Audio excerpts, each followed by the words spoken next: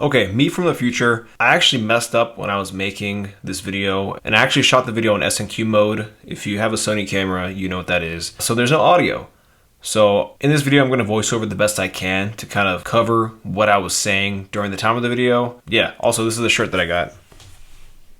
You'll see what I'm talking about. Well, as you guys saw in the intro, I done goofed when recording this video. It was the first time I've done something like this, and it probably won't be the last because I'm human. If the video seems a little faster than normal, it is, again. Whoops. Okay, today's video is something that I've been seeing people do online, but never really considered doing it myself. You guys might remember the Crypto King Gamestop, or if you're cooler, the OG gaming store that would buy your game for $5 and sell it for $30. Well, although they might not sell a lot of retro games in their brick and mortar stores, they actually sell a good amount of retro games and consoles online. I went ahead and pulled the trigger on a couple of items just to see how it was.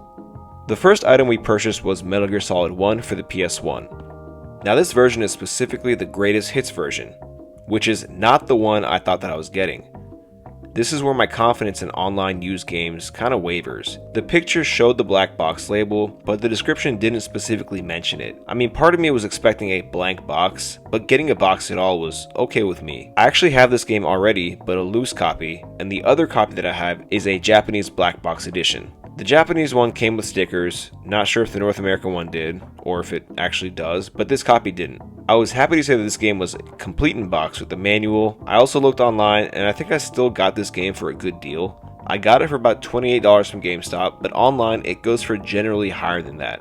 So all in all, I'm glad I picked this up because of course Metal Gear is one of my favorite gaming franchises. The next game was one I've actually never played before, and that's NBA Street for the PS2. I picked this up for two reasons. One, I like NFL Street because it's fun and arcadey, and two, it was only $10. Now similar to MGS, this was also complete in box. It was a greatest hits copy with the red label, but again, I don't really care. The Street variations of the older sports games were just endless fun.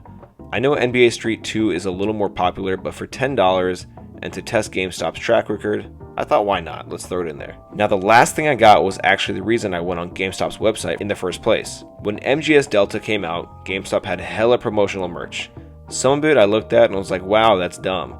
But then others I was like, okay, let them cook. And I personally think that this shirt was pretty cool.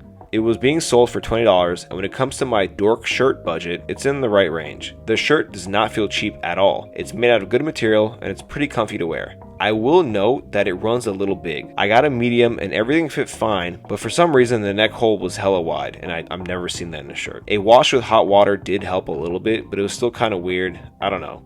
I still think if I got a small, it would have been too small, so I guess it is what it is. Now before we end the video, I want to show the games actually running. Again, no audio, but just pretend that there is audio. As I mentioned in the start, I ordered only 2 items to just kind of feel it out. I didn't know what to expect from GameStop, but to be honest, so far not bad. I think that it's a really viable source to get retro games if the price looks good. I didn't count GameStop in my normal loop of game store shopping locations, but I'll keep a lookout moving forward. They consistently have sales, and sometimes their prices even beat whatever market rate is. As seen, I purchased the 2 games and a shirt for around $60 with shipping and tax. So all in all, not too bad. I mean, you're still gonna spend money. I'm curious about how you guys all feel about GameStop selling retro games. Were you already hip? And if so, then I'm the one out of the loop. But do you guys see GameStop as a viable option to purchase games and consoles? I know they were way bigger back in the day, and digital gaming has kind of put them out a little bit, but I don't know, I kind of like the direction they're moving in. So I'm leaning towards a yes. I've gone to a few stores physically in the past year, but they mostly hold current gen items, and that's not really what we're looking for. I know some are doing retro items, but for me, online would be the way to go. Let me know your thoughts in the comments below. As always, if you like the video, drop a like. If you don't like the video, drop a like. If you want to see more videos in the future, consider subscribing, or don't, I don't control you, and I will see you guys in the next one. Bye.